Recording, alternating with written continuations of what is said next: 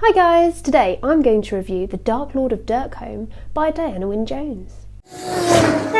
The way this is going to work, I will natter about Diana Wynne Jones and how much I love her up until I'll write above what point I finish doing that. Then I'll give a quick overview of this book and I'll write above again what time I finish that. And finally, I will talk about the themes and the tropes in this book. The reason I chose this book is after reviewing The Light Fantastic and The Colour of Magic by Terry Pratchett, I started thinking about what other books had done a similar thing where they're trying to make fun of that fantasy genre, and who better than my favourite author? I thought I'd review a book that I came to quite late compared to a lot of other Diana Wynne Jones books. I started reading her probably in the mid-90s, probably about the time this book came out, and I remember finding the idea of this book really scary. So I would have been about 7. The original cover was this sort of orange with flames and this big black scary creature, and I remember finding that terrifying.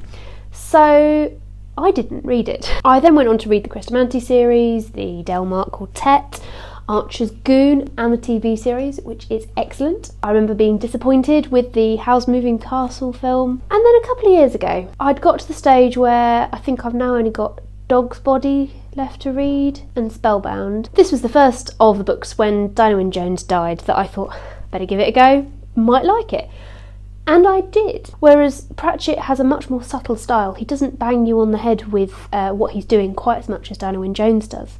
She has a very clear writing style. With Pratchett, reading his books as an adult, I get a completely different read out of them. And reading them sort of every couple of years, I get a different read each time. Whereas Diana Wynne Jones, I generally get a pretty consistent read. Although as a child, I didn't kind of get the dark bits. I reread Hexwood recently, and there is an extremely dark bit with torture and all sorts of stuff, and as a child I didn't quite realise how horrific it is, and then reading it a couple of months ago I had to put it down and had to come back to it later because it was just absolutely terrifying. So, plot summary. The Dark Lord of Derkholm is a guy called Dirk. Again, go back to my childhood image of him being this terrifying man on a massive griffin. Not quite so true when you get to read the book. This is another one of Diana Wynne Jones's books where she really gets family life in a beautiful way. I really like the way she describes parent-child relationships and sibling relationships. Another book where she does this really well is Archer's Goon. Dirk, the main character, and his wife Mara have 2 biological children and 5 griffin children. Shona and Blade are the 2 humans, and then there's Kit, Colette, Don, Lida and Elder. They are the 5 griffin children, which they made, Dirk made in his lab using DNA from both him and his wife and cats and horses. Well, the first few were lions and horses, and then to try and make a slightly smaller children, Elder also has some cat in her, so she's quite tiny. It makes for an interesting set of relationship. The 2 human children, Shona is a bard, and Blade wants to be a wizard, but his dad won't let him. So we get a nice bit of tension there. Also, one of the Griffins wants to be a wizard, but that isn't kind of brought into a bit later in the next book, the Year of the Griffin. So Blade wants to be a wizard, but his dad says, no, you can't go to the wizard school because they've sold in to Mr. Chesney's scam. It makes fun of that idea that people really want to go into a fantasy world. When you read a fantasy book, you want to write fan fiction with you in there, going and fighting all the battles, having all the fun, doing the adventures. And Mr. Chesney has made this possible. Mr. Chesney is basically from our world. She uses a lot of different worlds in different books, so I don't know whether this is similar to the Chrestomanci series, where they're different worlds and there's series, but the world that this book is set in is very different than our world, so I don't think it's similar at all. Mr. Chesney made an agreement with a god many years ago to run a set of tours every year throughout the land, bringing people from our world into their world to have adventures. These adventures are terrifying. Basically, people ransack the whole world. So they go around in groups of sort of 8 or so with a wizard guide who is from the School of Wizards, which is why Dirk doesn't want his son to go to the School of Wizards, because all he's going to do is show tourists around. There's usually a wizard, sometimes there's a bard that goes around with them as well, and they have a set route, and each group sort of goes off, like each day, and the next group will go, and the next group will go, so they never meet each other, so that it feels like they're the only group doing this. And they go to a witch's castle, a couple of battles, some wood pirates, and then finally, the final battle is with the Dark Lord. Now the problem with these is they cost a lot of money. Mr. Chesney pays people to take on these roles, but it's never enough money, and also when you think of economics, it doesn't really work if you're kind of bringing in gold to a land. That's not very useful. All their food's been used up by tourists. It's all rubbish, and the Thieves Guild comes in and they're not allowed to steal stuff from the tourists, only from other people, and basically the economy of this place is shot. Dirk has always tried to keep completely out of it. He did go to the wizard school, as did his wife, but everyone thinks he's dim. But I think Diana Wynne Jones really likes these sort of characters who are a bit vague, a bit like Chrestomanci. He's a bit vague, but actually is just thinking. He really reminds me of one of the main characters in one of her final books, Enchanted Glass. It's this sort of nutty professor, very clever, making all these griffins. People keep on saying, oh, I didn't realise griffins existed. And he's like, yeah, I made them, bitches.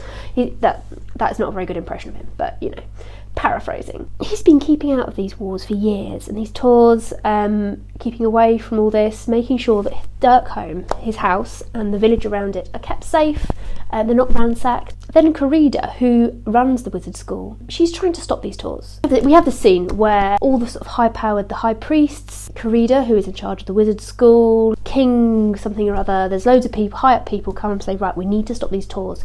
We're under contract, we have to continue them. How do we stop them? And Corrida goes to a prophet, and the prophet says, for your Dark Lord will be the first person you see, and the second person you see will be the final wizard tour guide for the final part of the tour. So she goes outside, and outside she sees Dirk and his son Blade, the human son. And she's horrified, but then she thinks, he's completely useless, so he probably will mess it up. And I really like this trope where everyone thinks he's useless, everyone thinks he's going to mess up, when actually he's really clever, and if he tries, he can pull it together and make things work. And he does, because he wants to make it work. He doesn't want to mess up, because there's a lot of penalties. If you mess up, you'll be fined. And basically, him and his partner's marriage go through a lot of stress through this, because they get fined loads of money for doing things wrong, and he's really worried that they won't have any money left, and it's all very normal. And it's I really enjoy that sort of feeling of just normality, of how do you pay the bills? His son goes off and is ready to join the last tour, so he doesn't have to start until near the end, so there's already been quite a few tours through. They all have lots of different adventures. The different griffins go and do different things, because as the Dark Lord you have a lot of different responsibilities. You have to put out these little thingamabobs for people to find. They're basically so the tours can work out what the Dark Lord's kryptonite is, so he can pretend to die, and then they go through a portal home. That's the first half of the book. Then things start going wrong, and there's a lot of other trouble with the dwarves are digging up this stuff from the ground. They can't quite work out what it is. It turns out it's basically magic. It's the life force of the land which is being taken out by Mr. Chesney and sold in our world. You also get the tax inspectors, because Mr. Chesney has been tax avoiding. I know what the other one was. He had a monopoly, and the Monopolies Commission are coming after him because he's the only one who does these tours, and they're saying that it's wrong and there should be competition. And it just brings in so much bureaucracy and those sort of real elements to this completely fantastical universe. I'm not doing very well to just explain. It's a world full of griffins and wizards and dwarves and elves, loads of elves, and flying horses, and it's really fun. You can pay extra money on the tours. If you would like your family member who is going on the tour, so say you want your mum to die, you buy her a ticket on the tour, pay a little extra money, so that she won't come back. And that's a bit awkward, really. And they just are given paperwork, so the wizard guide for each tour is given the paperwork with a cross next to the names that they need to make sure die. Chillin'. Also, Mr. Chesney has an agreement with all the prisoners on our world, and prisoners can choose to go along on the tours, and if they survive the tour, so they don't go on the tour, they go to fight the battles on the tour, and if they survive, they get set free. But the fact is, barely any of them survive, and that is horrific. There's also definitely there's a lot of dark stuff going on behind the scenes, and a lot of dark stuff that she doesn't describe, but she just implies. Raping and pillaging, basically. And this is where she's quite good at this, where she doesn't fully describe the horrific things, but you know they're there, and you know this is quite a real world. You're not just going to not have raping and pillaging and killing and attacking and birdie. So basically, towards the end, everyone catches up with Mr. Chesney. Everyone points out how rubbish the tours are, with the tax inspectors and the Monopolies Commission, and also they look at the original contract he had with them, and it turns out not to be applicable anymore, and they overthrow him, and then you find out what's going to happen next. And the next book kind of shows a post Mr. Chesney world and how it starts to rebuild itself, and it definitely makes you think of other worlds where you've got this strong dictator who then gets killed suddenly, and then they're trying to find their feet afterwards. Lots of fun, really good. On to a little bit of a critique of some of the themes involved. Jones has quite a lot of just normal tropes in this. Obviously you've got all the adventures, and the tours are a play on those adventures, because it almost feels like a fan fiction. It feels like she's trying to make up this fan fiction, or those sort of, it's like LARPing, I suppose. People are doing real life LARPing where people actually die, and it's sort of showing how harmful that would be if it actually really did happen. But everyone knows that has dreams like this where they wish they could go to fantastical worlds and realise that actually if you did go it would be cold and wet and hard work. So that's part of it.